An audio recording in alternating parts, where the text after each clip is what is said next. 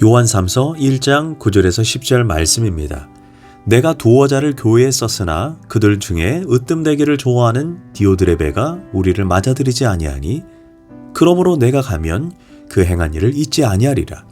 그가 악한 말로 우리를 비방하고도 오히려 부족하여 형제들을 맞아들이지도 아니하고 맞아들이고자 하는 자를 금하여 교회에서 내쫓는도다. 아멘.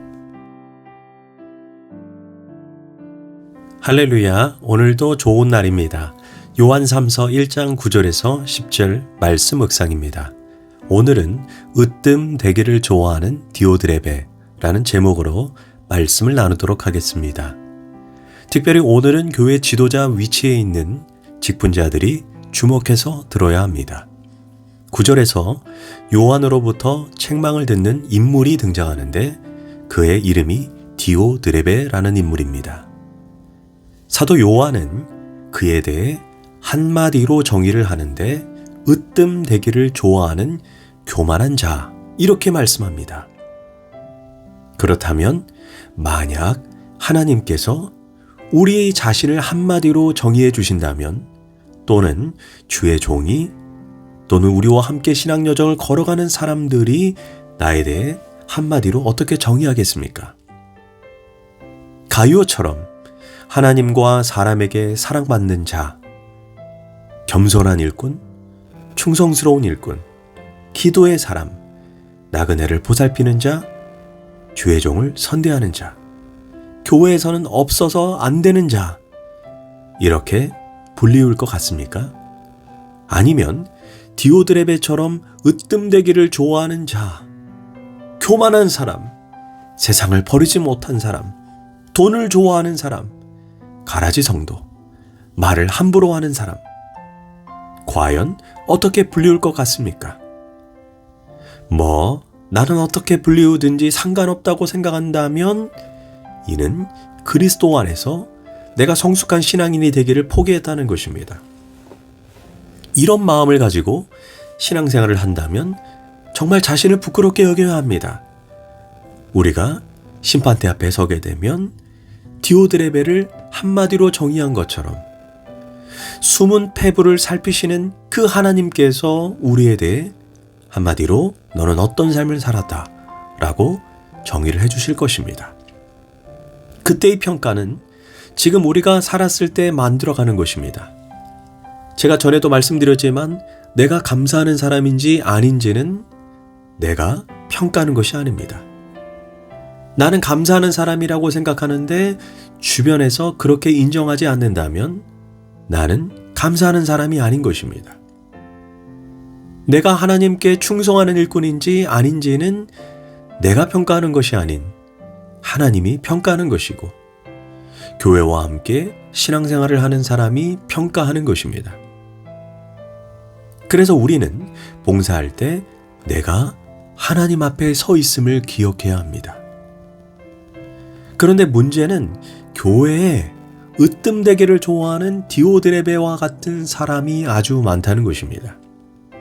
그들은 교회에서 으뜸되기를 좋아합니다.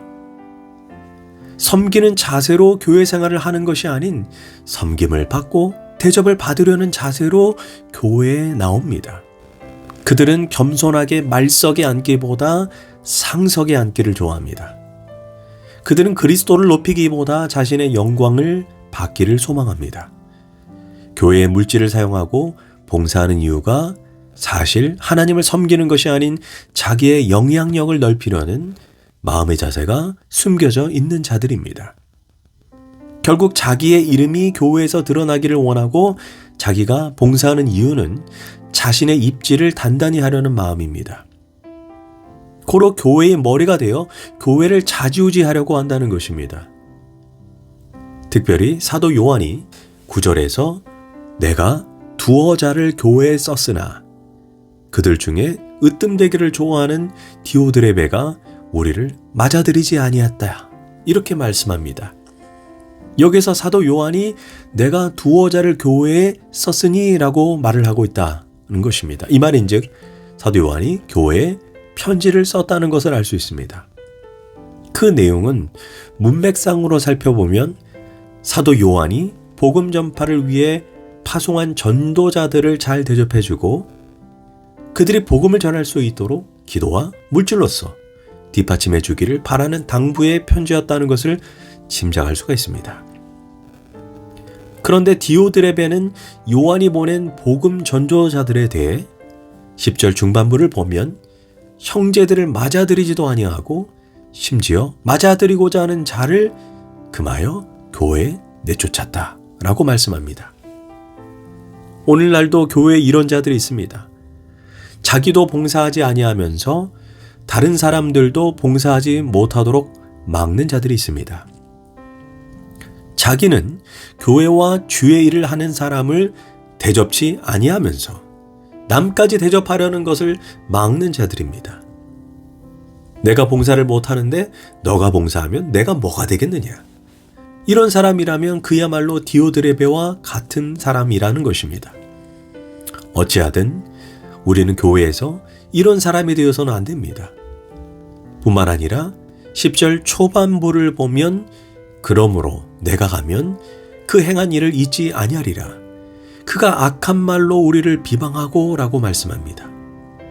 여기에서 비방하다는 말이 원어로 플레오로 이는 험담하다, 비방하다, 이간질하다. 그들은 주의 일을 하는 자들을 뒤에서 험담하고 비방함으로 인해 교회를 흔들고 주의 일을 하는 자들을 힘들게 만든 사람들입니다.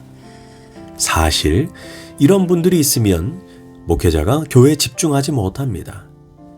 그로 인해 교회 전체가 영적인 꼴을 먹을 수 없게 되는 것입니다. 이처럼 교회 안에는 가요와 같이 칭찬받는 직분자만 있는 것이 아닌 대조적으로 디오드레베와 같은 직분자들, 다시 말해 알곡과 가라지가 함께 있다는 것입니다.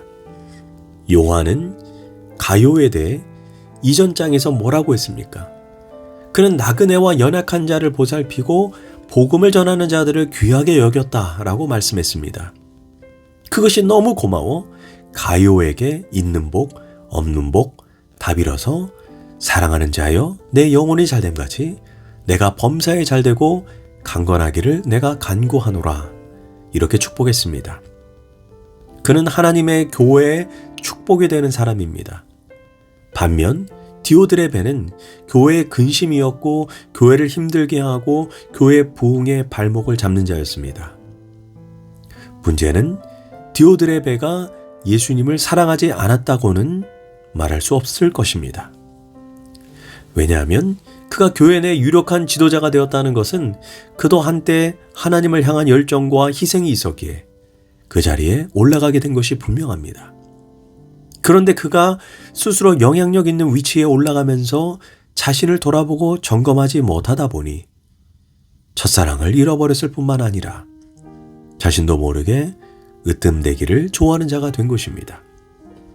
그러다 보니 목회자가 비전을 품고 무엇인가 추진하려고 하면 내 허락 없이 아무것도 할 수 없다. 본인의 뜻대로 이렇게 주의 종과 성도들을 좌지우지하려고 하는 것입니다. 그래서 도리어 예수 그리스도의 몸된 교회의 걸림돌이 되고 만 것입니다.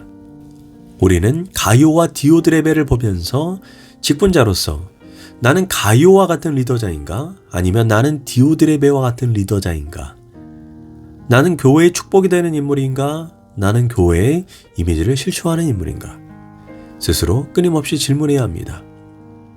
만약 자신을 진지하게 성찰하지 못한다면 스스로 악을 행하면서 하나님의 선한 일을 하고 있다는 착각 속에 빠질 수 있고 자신은 하나님 나라를 위해 최선을 다한다고 생각하지만 교회와 하나님 나라에 근심거리가 될 수 있음을 놓치지 말아야 합니다.